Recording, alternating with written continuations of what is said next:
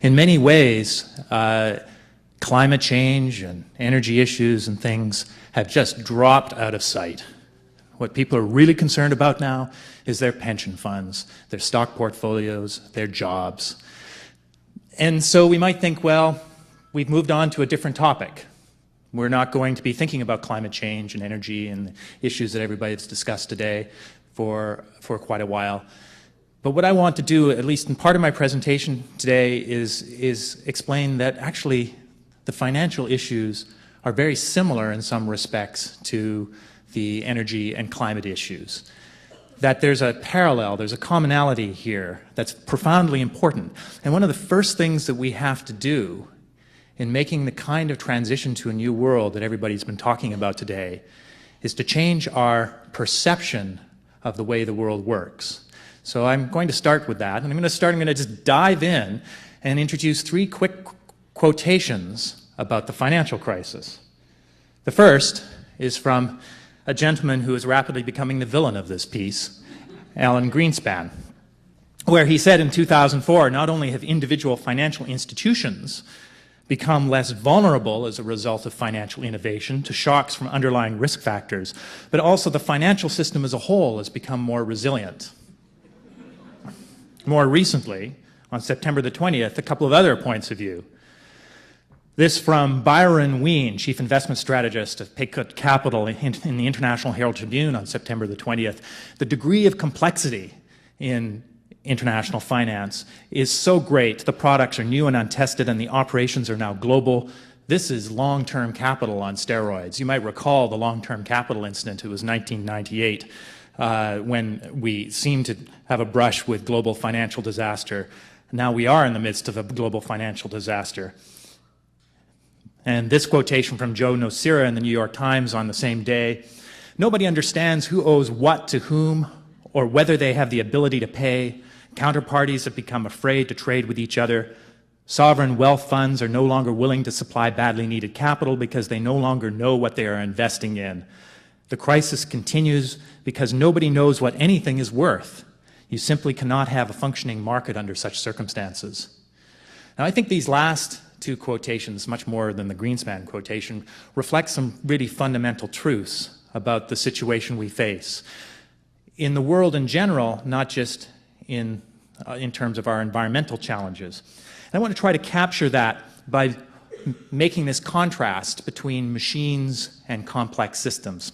When I taught at the University of Toronto as recently as last year, before I defected to the University of Waterloo, I was based in the building over here, University College, a wonderful old building, and I had a previously functioning fireplace with a mantelpiece, and I had a mantelpiece clock on it, an old 1920s wind-up clock that chimed nicely every half hour so I could shuffle students out of the office and get on with the next one.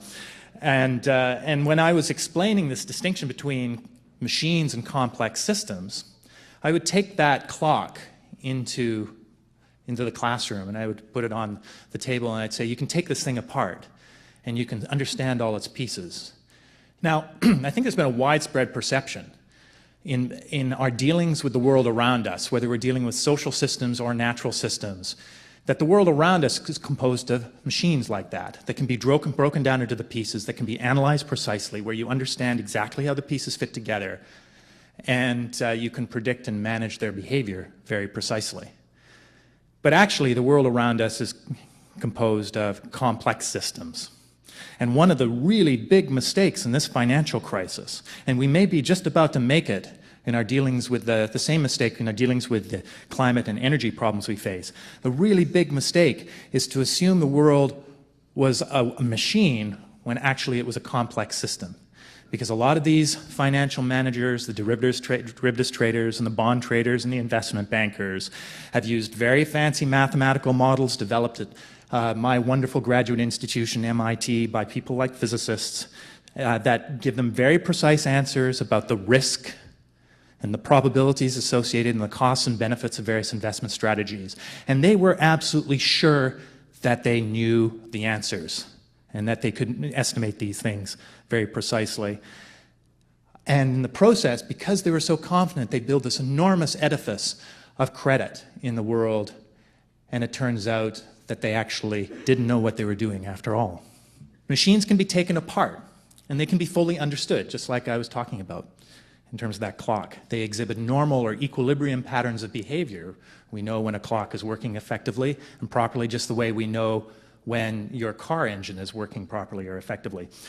And this is an important point. They show proportionality of cause and effect. Small causes cause small effects. Big causes cause big effects. And as a result of these first three properties, these machines, their behavior can be predicted and it often can be quite easily managed.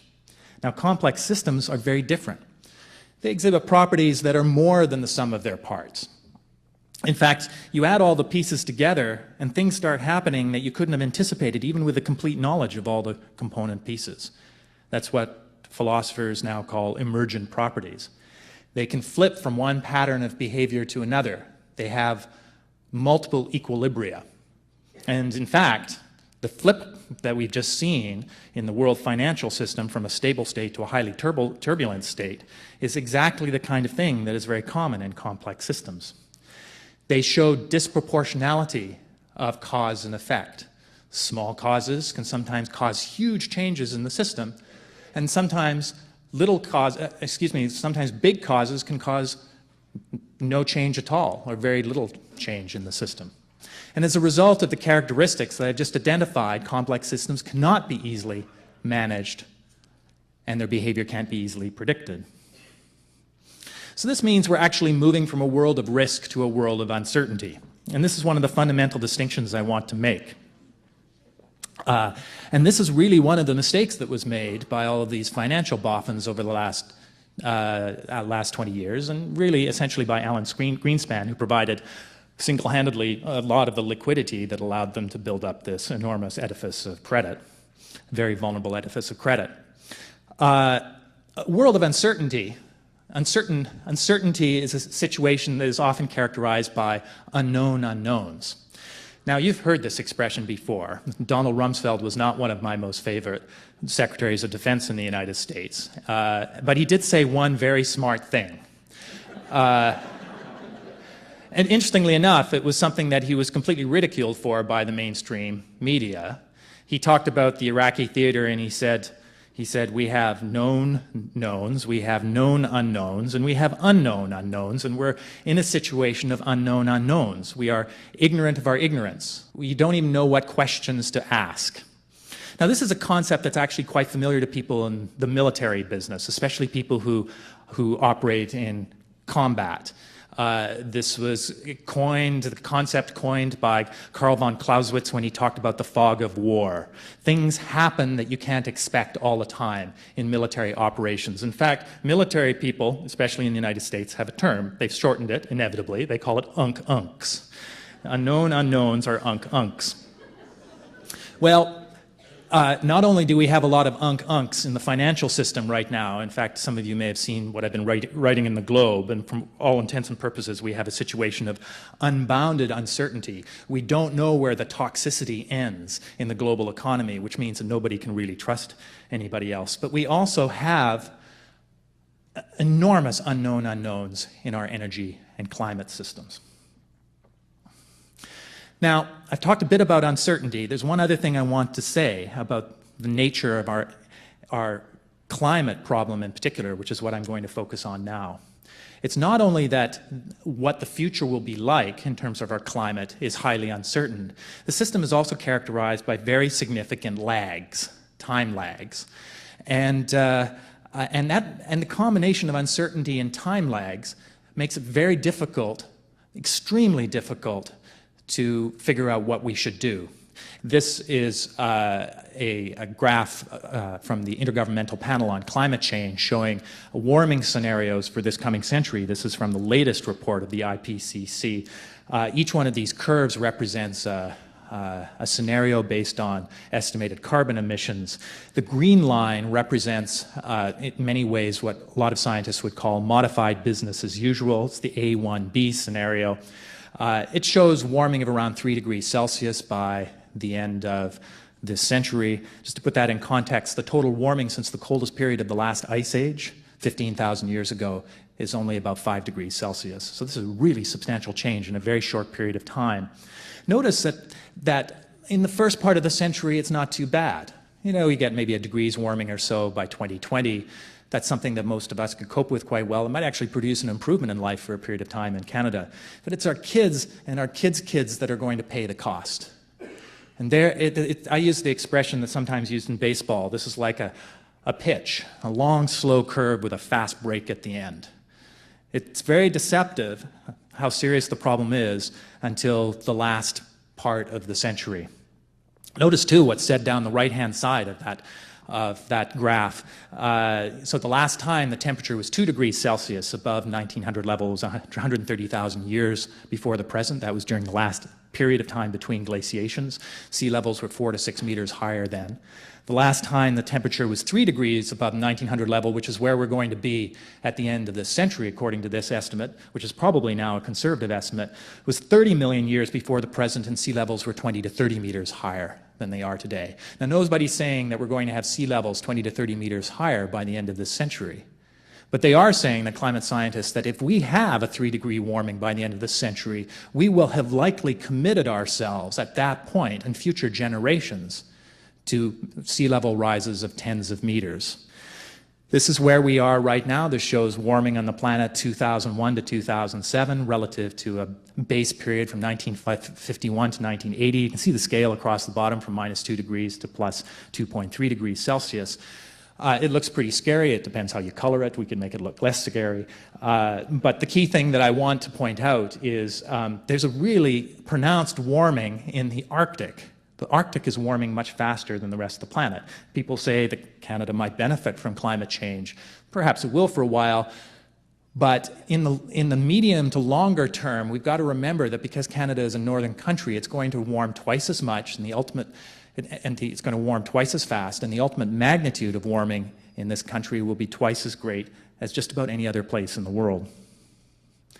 Well, now we get to positive feedbacks that explain that kind of phenomenon we're seeing in the north, the very rapid warming. Remember, I talked about complex systems having feedback loops. I just wanted to give you one illustration. This is called the ice albedo feedback.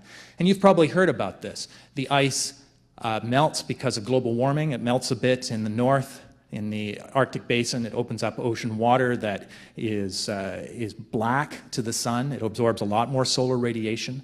It gets warm, and then that impedes the refreezing of ice in the subsequent Arctic fall and winter. And so the ice is very thin, and it melts very easily the following summer, and you get a rapid decline in sea ice extent because of this ice albedo feedback. There are a whole bunch of feedbacks, actually, in the Earth's climate. And one of the shifts that has occurred in climate science over the last few years is an understanding of the nature of these feedbacks. They're feedbacks like this one, a positive feedback, that are self-reinforcing and fundamentally destabilizing to the climate, that drive it in a new direction, making it hotter and hotter potentially. And there are feedbacks that are self-equilibrating, that cancel each other out. So you get a series of changes that actually counteracts the original change.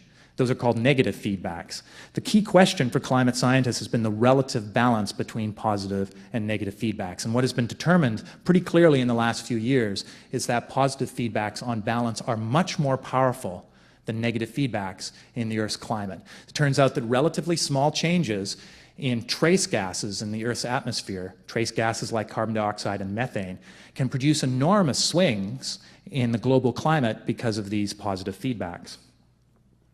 And we're starting to see some of these effects. These are data from the National Snow and Ice Data Center in Boulder, Colorado, showing the decline in sea ice extent in the Arctic from 1978 up to 2008. So over a period of 30 years, each diamond represents the minimum sea ice extent in the middle of September, which is the time every year when the ice is at its smallest extent. And you can see the minimum sea ice extent in each September has declined steadily over 30 years. And then in 2007, we saw something really dramatic.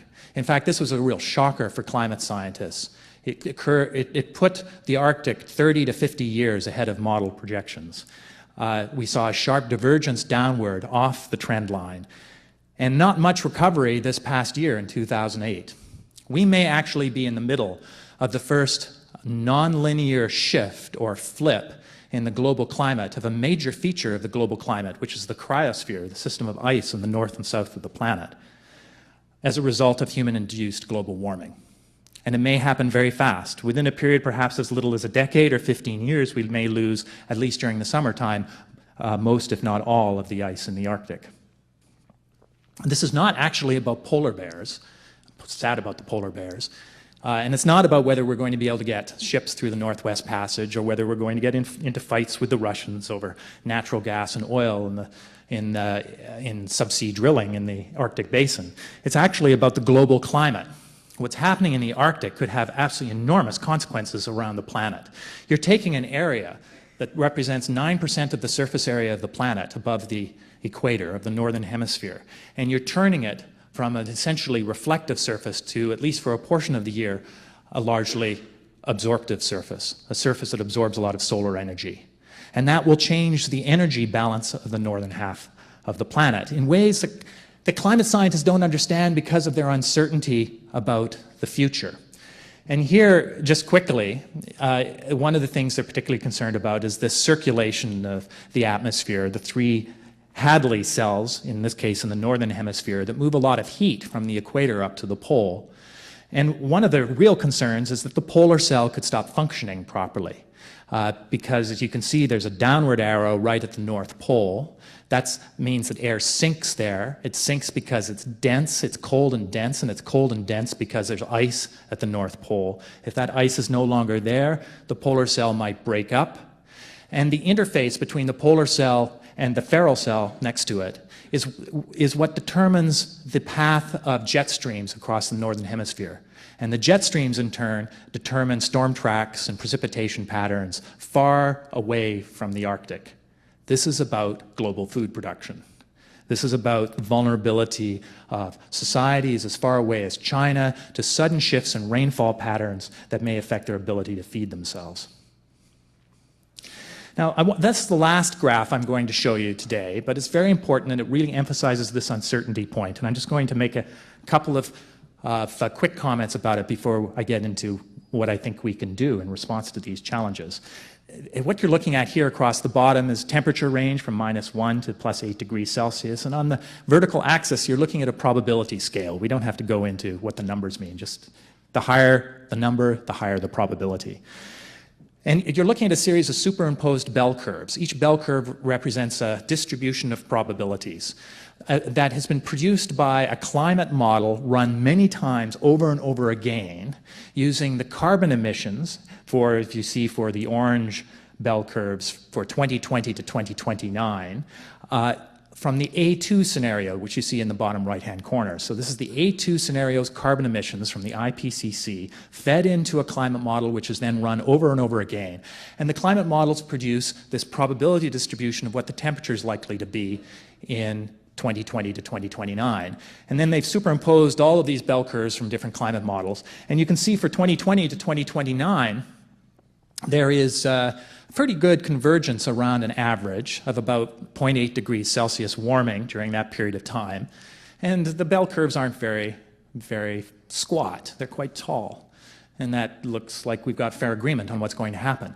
You go out, though, to 2090 to 2099, the red bell curves, and they become much flatter. They flatten out, and the tails of those bell curves become very long. And so it's clear that the climate models are not able to tell us very precisely what's going to happen. This is what climate scientists and climate economists call the fat tails problem. Now notice that we still have convergence around a mean of around 3 degrees Celsius warming during that period. But notice that some of the models are telling us that there's a very significant probability we could have 4, 5, 6, or 7 degrees Celsius warming. If you get a 5 or 6 degrees Celsius warming by 2100, you've got climate catastrophe. You have wholesale collapse of agricultural systems around the world and just catastrophic effects on the global economy and human well-being. And here's the key point. Living in a world of risk where they think the world is composed of machines, a lot of economists who are estimating the costs of climate change going out through this century have assumed that the mean is the warming we're going to get. And they haven't looked at the potential costs of us falling in one of those fat tails. And the problem is that the science is coming in suggesting we may be heading towards a fat tail. We live in a world of uncertainty, not in a world of risk. Okay, so what should we do in this new world? Well, we have a number of alternatives. The first is that we need to make the right bet. And this is a version of something some of you may have heard of called Pascal's wager. It's a climate version, and it's actually very straightforward. And it's based very centrally on that last slide of the superimposed probability bell curves you just saw that suggests that there is a real possibility of catastrophic climate change later in the century. We don't know because the world's uncertain, it's full of unknown unknowns, but there is a real potential that could happen. So do we bet that climate change isn't going to hurt us badly and invest our resources in other things? If we're right, we save some money, but if we're wrong, the consequences could be catastrophic. Or do we bet that climate change could hurt us badly and invest to prevent it? If we're right, we avoid catastrophe, but if we're wrong, we lose some money in the present. Second is to recognize that crisis can create opportunities, and this is a point that's been made by other people. If we really want to be able to seize the political and psychological terrain to create productive change when those opportunities are available to us in the future, we need to be thinking now collectively about what we should be doing then. We need to start planning now for the scenarios of crisis and the social mobilization opportunities that will come in the future so that we're ready to go. That's my second point. And my final point bears directly on the things that you've heard about today from many people, and that is about increasing resilience in our institutions, in our households, in our communities, in individual people. Resilient people, institutions, and societies have the capability to withstand shock without catastrophic failure. A lot of what you've heard earlier today, wonderfully stated with wonderful anecdotes, can be summarized by an academic like me in a diagram like this. And it looks kind of abstract, but actually I think it's pretty powerful. It shows a relationship between resilience and connectivity. And you could also substitute for the word resilience, well-being, prosperity, wealth, perhaps. And the general assumption in the past has been, especially among economists, that the nature of the line relating these two variables together is straight. It's a straight line, and it rises from the bottom left to the top right. In other words, the more connectivity in the world, the better off we are in terms of prosperity, wealth, well-being, and maybe even resilience as I've defined it. But I actually think that the evidence shows that for most of those variables, and especially for resilience, you have this inverted U. That you get some of that thing that you want, let's say resilience, up to a certain point as you increase connectivity in the system, and then you start losing it. At a certain point, connectivity actually makes your world more dangerous. So in our food system, for example, if you have a food system with a lot of agricultural producing regions, you want those regions to be connected together a bit, because if there's a pest or a pathogen or a drought or something that damages the crop in a particular region, that region can reach out to other regions through trade links and bring food in to compensate for its shortfall. That's good. That's a kind of connectivity that helps improve resilience. But beyond a certain point, if you get too much connectivity in the system, the whole system becomes vulnerable to what you can call cascading failures. Exhibit A, what's happening in the financial system right now. That's a good example of a cascading failure, like a row of dominoes falling over as a result of a system that's too tightly coupled and has too much connectivity. And we've heard just earlier today about the recent food price shock, where the whole world was suddenly affected by the consequences of American decisions to plant a lot of corn for corn-based ethanol. And all of a sudden, food prices shoot up all around the world, and it causes food riots all over the planet. But as Elisa was saying, in that little part of Vancouver, where there was some independent resilience and capacity to grow food, they weren't affected. And that's the kind of thing I'm talking about. A loosening of the coupling in the system, trying to find your way somewhere around the top of that inverted U can actually increase your ability to withstand catastrophic shock, not only for not only for food systems, but for energy systems, for water systems, for financial systems, for information networks, no matter what you're talking about. So that brings me to my last slide. And for those of you at the back who can't see what this fellow is saying to his daughter, he says, how about you spend less time studying how my generation destroyed the environment and more time figuring out a magical solution? Well, it all comes down to kids, I think. What we have to engage in now is probably the most extraordinary exercise in intergenerational cooperation humankind has ever engaged in. We have to start running fast on these problems to start solving them, and then we have to hand the baton to Ben and Kate's generation and all the other young people who will be young adults at that time. And they are going to have to run fast for their entire lives, and they're going to hand the baton to the next generation. And maybe a century or a century and a half from now, the world will have transformed itself into a zero-carbon economy, and likely, I think, if that's the case, a much more humane society, global civilization. But we have to start now if our children are going to have the opportunity to flourish that we've had in our lives. Thanks very much.